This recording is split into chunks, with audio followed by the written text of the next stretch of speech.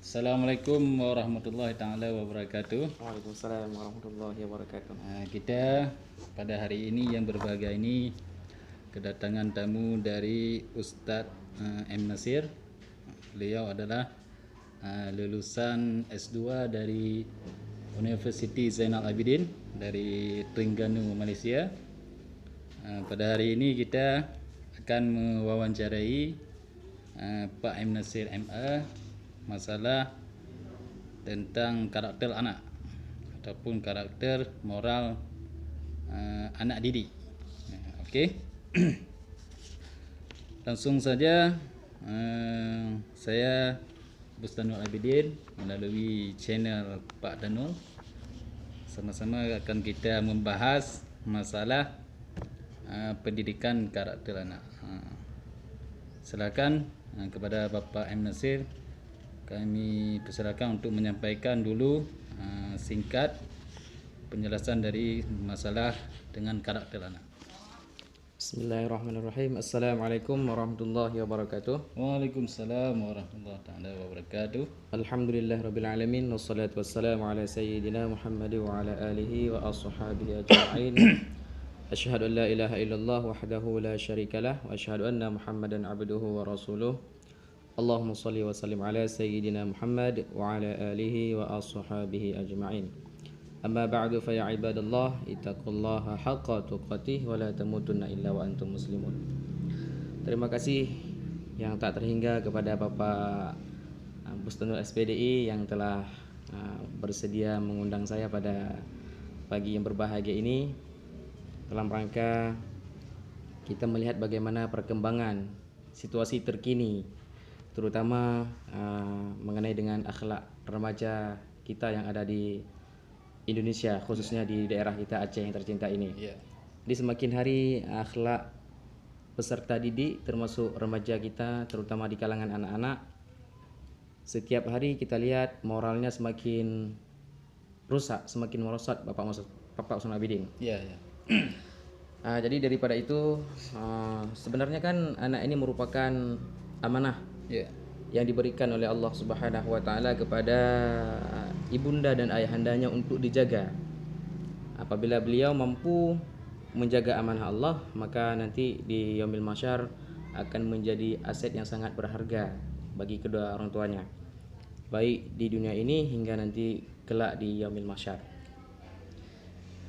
Terima kasih sekali lagi kepada Pak Mustanul. Pada hari ini insyaallah kita akan bincangkan mengenai dengan materi kita yaitu penerapan penerapan pendidikan karakter ataupun penerapan asas-asas pendidikan Islam ya.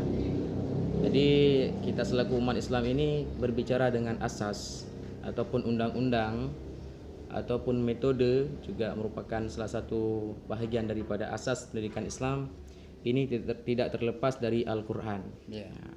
Dalam Al-Qur'an Allah Subhanahu wa taala cukup jelas memberikan pandangan-pandangan dan undang-undang yang mesti kita terapkan dalam kehidupan ini, terutama dalam mendidik anak. Pak Ustadz Abidin, Allah juga telah memberi acuan ataupun metode dan contoh bagaimana sikap orang tua dalam mendidik anaknya sesuai dengan Al-Quran. Pak Ustadz Abidin. Kalau kita memang merujuk kepada Al-Quran dan hadis Nabi. Karena di dalam hadis pun disebutkan bahwa setiap orang anak ini dilahirkan dengan suci. Terutama sekali seperti sececak kertas putih yang belum dikasih noda oleh orang tuanya. Jadi permasalahan sekarang ini anak sekarang yang kita lihat kecanduan game, kalau kita lihat sekarang ada kecanduan rokok. Dan bahkan ada terlebih lagi ada yang sudah mencoba narkoba, ganja dan sebagainya. Jadi permasalahan ini yang kita harus cari titik temunya. Jadi sesuai dengan tesis Anda, Pak M. Nasir, jadi tolong digambarkan deskripsi yang bagaimana supaya anak ini terlatih daripada orang tuanya agar menjadi anak yang sukses, berakhlak mulia dan sebagainya. Ini mohon dijelaskan. Ya, terima kasih Bapak Bustanul Abidin. Memang kalau kita lihat di era zaman yang serba canggih ini, permasalahan akhlak sangat-sangat komplit, ya. Mengenai dengan akhlak itu bukan saja dari kalangan remaja, orang tua pun banyak yang merosot akhlaknya, ya kan? Dari seperti yang kita utarakan tadi bahwa semua permasalahan harus kita kembali kepada Al-Quran dan Al-Hadis. Mungkin kenapa di saat ini banyak moral ataupun akhlak remaja yang rusak, bahkan ada yang rela mengancam membunuh orang tuanya. Itu sangat-sangat sadis, Pak Ustaz. Jadi Allah Subhanahu wa taala telah memberikan kepada kita sebuah tuntunan ataupun undang-undang ataupun pedoman untuk kita ambil selaku orang tua, kita jadikan acuan dalam rangka mendidik anak kita, yaitu kita fokus dalam Al-Quran satu surat, yaitu surah Luqman. Surah Luqman. Luqman ini dia berhasil menerapkan pendidikan yang sangat-sangat hebat, sehingga dengan kehebatannya Luqman sebagai orang tua yang benar-benar dan mampu menerapkan sistem pendidikan Islam ini kepada anaknya, maka Allah Subhanahu wa taala kekalkan namanya dalam Al-Quran. Jadi saking hebatnya beliau dalam menerapkan sistem ataupun asas pendidikan Islam sesuai dengan Al-Quran. Jadi Bapak Busnul Abidin, pada masa Nabi Muhammad juga menggunakan Al-Quran yang sama seperti kita gunakan pada saat yang berbahagia ini. Yang namun kenapa di hari ini, di akhir-akhir ini banyak remaja kita yang akhlaknya rusak dan sangat-sangat merosot? Mungkin dikarenakan kebanyakan dari orang tua kita ataupun ibu bapak yang tidak menerapkan asas-asas pendidikan Islam yang berlandaskan Al-Quran. Jadi ketika kita melihat ada anak yang akhlaknya kurang bagus, ada akhlaknya yang merosot, itu jangan serta-merta kita salahkan anaknya, kan? Kita juga harus melihat orang tuanya. Metode apa yang beliau terapkan kepada anaknya? Apakah di saat anaknya di rumah beliau ada mengajarkan pendidikan akidah, pendidikan akhlak dan ibadah dan sebagainya? Jadi Pak Busnul Abidin, sebagaimana kita lihat dalam salah satu buku ataupun karangan-karangan ulama yang lain, termasuk seperti contohnya Abdullah Nasih Ulwan, yaitu fokus kepada pendidikan anak. Beliau mengatakan bahwa puncak keruntuhan moral anak antara lain adalah disebabkan broken home yang terjadi dalam rumah tangga. Itu penyebab yang sangat-sangat fatal. Dan selanjutnya, kenapa ini terjadi? Disebabkan mungkin orang tua kurang mengamalkan asas ataupun metode penerapan pendidikan Islam yang sebenarnya dalam lingkungan keluarga. Jadi dalam surah Al-Luqman, kalau kita bagikan, ada 3 pendidikan utama yang mesti diterapkan kepada anak-anak usia dini. Yang pertama pendidikan akidah, pendidikan ibadah, dan pendidikan akhlak. Jadi ketiga pendidikan ini Luqman Al-Hakim beliau mampu menerapkan kepada anak-anaknya. Jadi Bapak Busnul Abidin, sebagaimana kita lihat dalam surah Luqman ayat 12 hingga 19, terdapat nasihat-nasihat Luqman kepada anak-anaknya, terutama nasihat mengenai dengan akidah, ibadah, dan akhlak. Terima kasih Pak Nasir yang sudah menjelaskan. Jadi gini kan, jadi sesuai dengan Bapak Nasir yang jelaskan tadi, yang terjadi permasalahan sekarang di anak adalah terjadinya broken home ataupun percekcokan di dalam rumah tangga, ataupun ada pendapat antara ayah dan ibu dilihat oleh anaknya, sehingga terjadilah anak ini mentalnya melihat ayah berkelahi ataupun memukul mamaknya dan sebagainya, maka itu akan diaplikasikan pada anak. Jadi kalau kita merujuk kembali kepada hal anak ini, sebetulnya anak ini kalau kita lihat kurangnya contoh teladan ataupun suri teladan daripada orang tua ataupun di lingkungan sekitar. Jadi permasalahan sekarang yang kita lihat adalah misalkan anak di kampung ataupun di kota, dia dalam hal mencontohkan orang yang lebih tua sudah tidak ada lagi yang bisa dicontohkannya. Ya. Sehingga yang terlibat di lingkungan dia misalkan mau contoh bapak yang seperti ini tidak ada contohnya. Ya.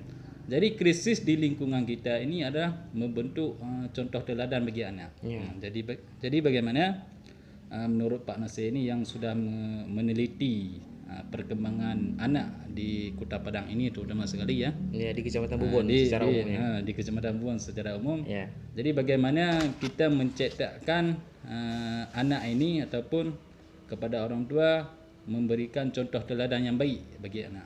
Ini bagaimana cara-caranya. Ya. Jadi solusinya Pak Sanwan. Ya. Solusinya. Jadi kita kembali tadi ke permasalahan. Jadi kenapa anak sekarang ini akhlaknya rusak? Terutama disebabkan yang pertama, ibu bapak ini kurang menerapkan sistem Islam. Kurang menerapkan metode pendidikan yang telah Allah tentukan dalam Al-Qur'an. Salah satunya adalah Allah telah jelas menyatakan dalam surah Al-Luqman, di mana mulai dari ayat 12 hingga dengan 19 di situ terdapat wasiat-wasiat ataupun nasihat-nasihat Luqman yang diterapkan kepada anaknya. Mungkin kalau kita aplikasikan ataupun kita ambil. Metode ini kita terapkan dalam keluarga, insyaallah anak kita akan menjadi anak yang soleh dan soleha. Tapi yang jadi problem yang sangat besar sekarang ini orang tua kenapa tidak mengambil metode ini? Metode yang telah Allah gariskan dalam Al-Qur'an dalam surah Al-Luqman, tidak menerapkan ke anaknya. Tadi dari hasil kajian saya Bapak Samsul Abidin, memang tidak semua orang tua ya. Tidak semua orang tua yang tidak mengajarkan anaknya. Tapi kebanyakan orang tua kita, ibu bapak kita yang ada di Kecamatan Bubon khususnya dan yang berada di Aceh secara umumnya, mereka kurang menyediakan waktu yang berkualitas kepada anaknya. Disibukkan mungkin dengan pekerjaan, pergi pagi pulang malam ya kan, sebagaimana lagu siapa? Lagu Wali. Lagu Wali. Pergi malam pulang malam. Ya, jadi cari uang. Itulah fenomena tadi sekarang Pak Samsul Abidin. Jadi jangan kita salahkan anak serta-merta. Kita lihat dulu ibu bapaknya bagaimana kegiatannya. Jadi di sini kita lihat puncak keruntuhan moral dan akhlak disebabkan oleh orang tua yang tidak menyediakan waktu yang berkualitas di rumah. Karena waktu ini ada yang berkualitas, ada yang tidak berkualitas. Arti dari waktu yang berkualitas ini adalah orang tua memaksimalkan waktu meskipun sedikit. Meskipun hanya sedikit waktu yang beliau sediakan tapi berkualitas. Misalnya setelah maghrib beliau berkumpul dengan keluarga, memberi nasihat kepada anak-anaknya, baik itu mengenai dengan akidah, ibadah dan akhlak. Jadi ini metode yang harus diterapkan oleh ibu bapak kepada anak-anaknya, menyediakan waktu yang berkualitas. Di saat waktu yang disediakan ini jangan terlepas dari 3 pendidikan ini. Pendidikan akidah, yaitu bagaimana dia mengesahkan Allah, dan pendidikan ibadah, bagaimana dia mengerjakan perintah Allah secara zahir, dan pendidikan akhlak yaitu moral. Insyaallah kalau ibu bapak menerapkan 3 metode ini, ketiga pendidikan ini yang terdapat dalam surah Al-Luqman, insyaallah akan berhasil. Tapi dengan catatan harus dengan waktu yang yang berkualitas. Ini. Sekarang yang kita lihat orang tua kita tidak menyediakan waktu yang berkualitas. Seperti tadi pergi ke sawah, balik ke rumah istirahat, tidur, nggak sempat nanya kepada anaknya. Jadi bagaimana pengajian kamu? Udah salat belum? Jadi banyak orang tua yang tidak menanyakan hal yang demikian. Itu Pak Ustaz Wahidin. Jadi menarik seperti penjelasan dari Pak Nasir tadi yang bahwa waktu yang berkualitas. Waktu yang berkualitas ini yang sangat penting. Sangat penting ya. Jadi kita kalau berbicara dengan waktu kualitas, jadi di samping kalau kita orang tua ini kita bagi 2 dulu. Maksudnya gini. Jadi kalau di rumah, kalau kita katakan dengan internal, waktu anak sama orang tua bersifat internal. sedangkan di lingkungan yang itu eksternal. Ya. Okey. Ya. Jadi kalau berbicara dengan waktu kualitas, mungkin orang tua sibuk kerja ataupun malam pergi lagi entah ke mana ya. Jadi kalau kita lihat anak di kampung ataupun di kota-kota, jadi wadah untuk menampung aspirasi anak ini kurang masih terbatas. Ya, misalkan gini. Ya. Ada TPK, pengajian TPK. TPK ada sekolah dan ada pengajian malam, tapi wadah ini tidak cukup. Ya. Jadi bagaimana kita mencari problemnya, solusinya agar kita membuat suatu wadah yang menampung aspirasi anak ataupun apa saran daripada anak dan sebagainya kan. Ya. Ini yang harus kita bentuk. Ya. Jadi bagaimana penjelasan dari Pak Nasir ini, wadah apa yang cocok kita bangun di desa ini sehingga anak waktu bercurhat tentang orang tua, tentang teman-temannya ada aspirasinya. Ya. Sehingga problem yang dihadapi anak ini bisa diselesaikan dengan misalkan oleh guru-gurunya dan sebagainya. Ya. Jadi mengenai dengan wadah ini, mungkin di setiap kampung ada yang namanya TPK kan? TPK. Tapi fakta membuktikan TPK yang ada di tempat kita ataupun di tempat-tempat yang lain, jadi kurang efektif. Masalahnya kurang efektif. Kurang efektif. Kurang efektifnya bukan disebabkan dari tidak ada tempat ataupun waktu yang disediakan, tetapi kebanyakan anak tidak mau lagi. Anak tidak mau ke TPK. Ke TPK. TPK ada. Tapi anak tidak mau ke TPK. Jadi lagi-lagi permasalahan di orang tua. Karena orang tua ini al-madrasatul ula, yaitu pusat pendidikan yang pertama bagi anaknya. Jadi kalau orang tua ini tidak tegas ataupun orang tua membiarkan anaknya begitu saja sibuk dengan pekerjaan, meskipun pemerintah membuat TPK yang begitu mewah, yang begitu megah dan wow dan sebagainya, namun tetap tidak efektif apabila di rumah orang tua tidak menerapkan pendidikan sebagaimana yang diterapkan oleh Luqman Al-Hakim. Jadi yang perlu kita garis bawahi Pak Husnul Abidin, ini memang fungsi yang sangat-sangat penting ya. Andil yang sangat besar yaitu dari seorang tua, dari ibu bapa.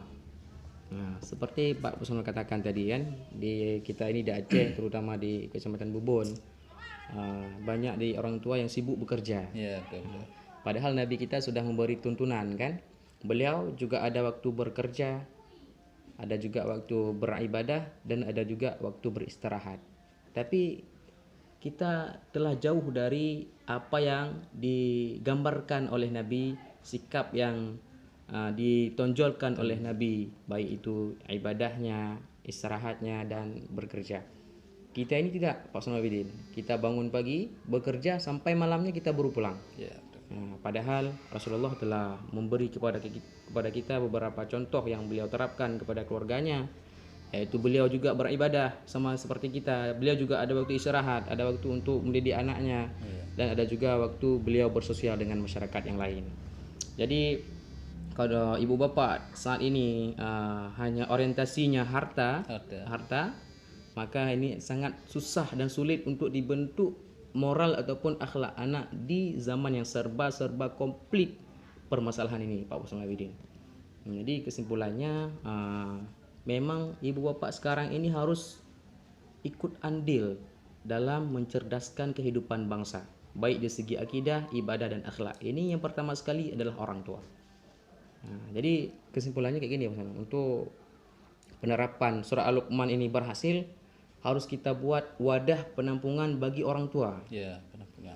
Jadi artinya kita buat apa? Sosialisasi.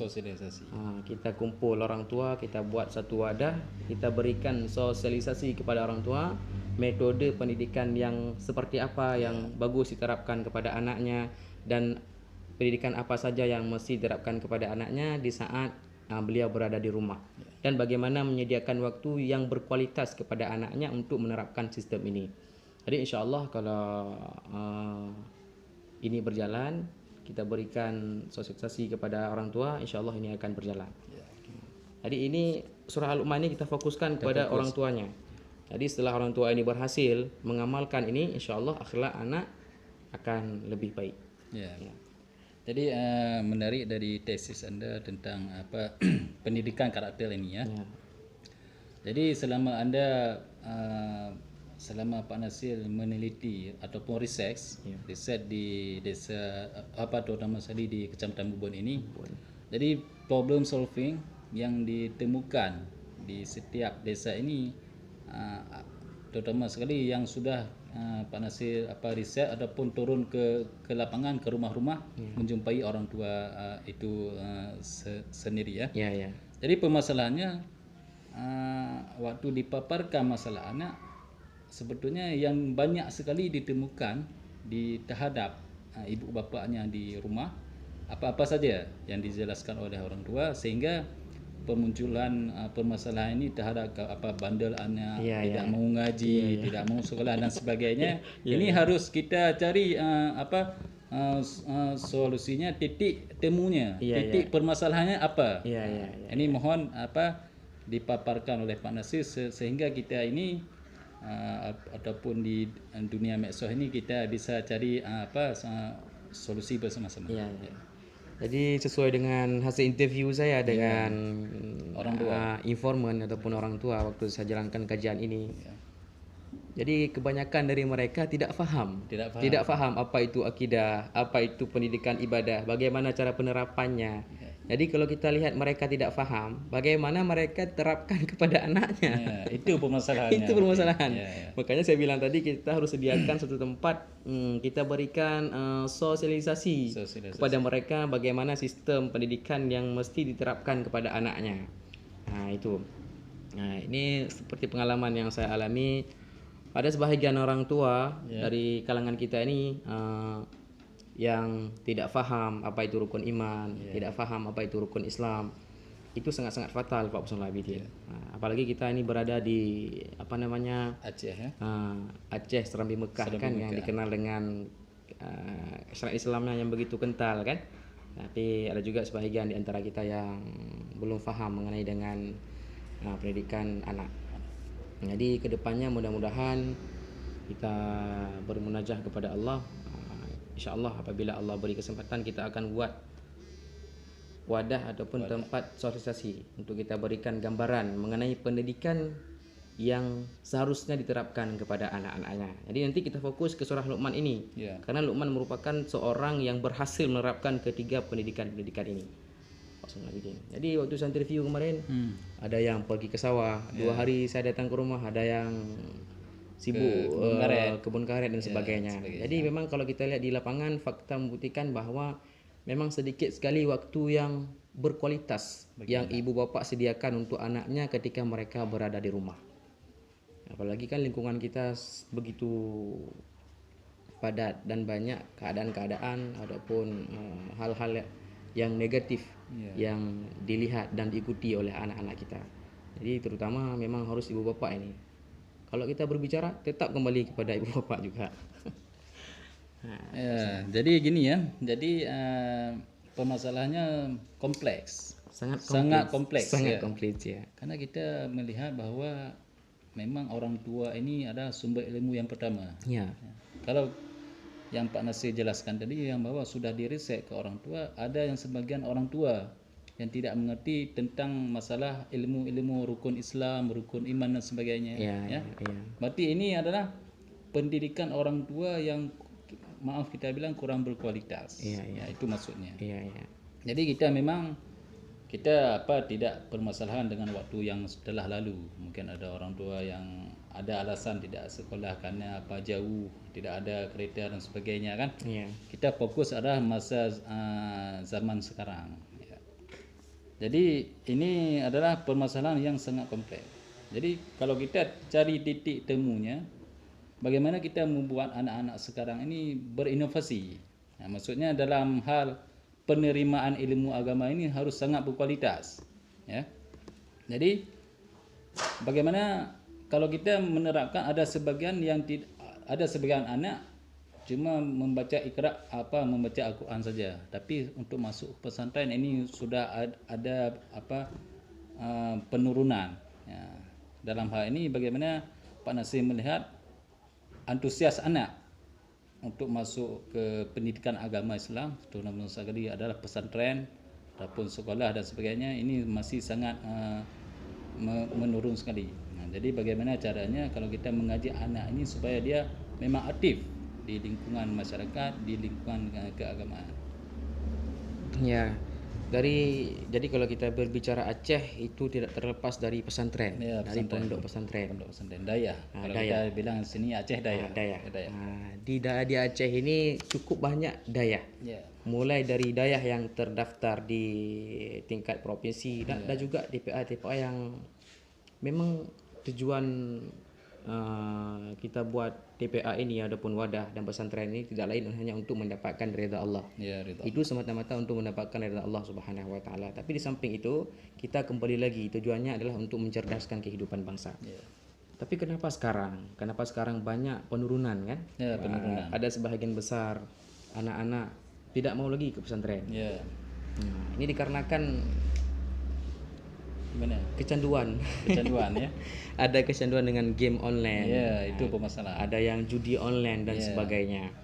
Jadi memang sangat komplit sekarang Pak Sonal Abidin, kan? Jadi ada yang kecanduan game, ada kecanduan judi online. Jadi ketika mereka kecanduan dengan hal-hal tersebut, jadi pikiran ataupun pemikiran mereka untuk melanjutkan pengajian ke tahap yang lebih tinggi itu sudah tidak ada lagi. Ya. Itu permasalahan sekarang, itu banyaknya salah menggunakan media sosial. Salah menggunakan alat komunikasi. Yang sejatinya handphone ini merupakan alat komunikasi kan untuk berkomunikasi dengan orang yang jauh dan sebagainya. Tapi anak-anak sekarang dia salah menggunakan. Ada yang main game, ada yang mendownload hal-hal yang berbau pornografi dan sebagainya. Jadi dari itu mereka sangat susah untuk melanjutkan pendidikan ke tahap yang lebih tinggi, baik ke pesantren maupun ke sekolah. Itu sebabnya Pak Sonal Abidin. Apalagi ke perguruan tinggi kan, mereka harapannya sudah putus dikarenakan disekat oleh game-game itu, oleh game online, judi online dan sebagainya. Jadi kembali lagi ke asal tadi, jangan serta-merta kita salahkan anak kan. Kita kembali lagi ke orang tua. Orang tua beli HP kepada anak itu boleh, tapi dengan catatan setelah beliau berikan HP ataupun handphone kepadanya harus dicek juga.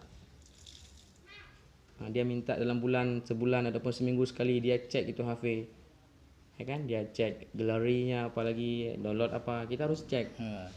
Yang kita berikan serta merta kita berikan HP kepada dia, mau download apa terserah, kita nggak ada lagi kontrol.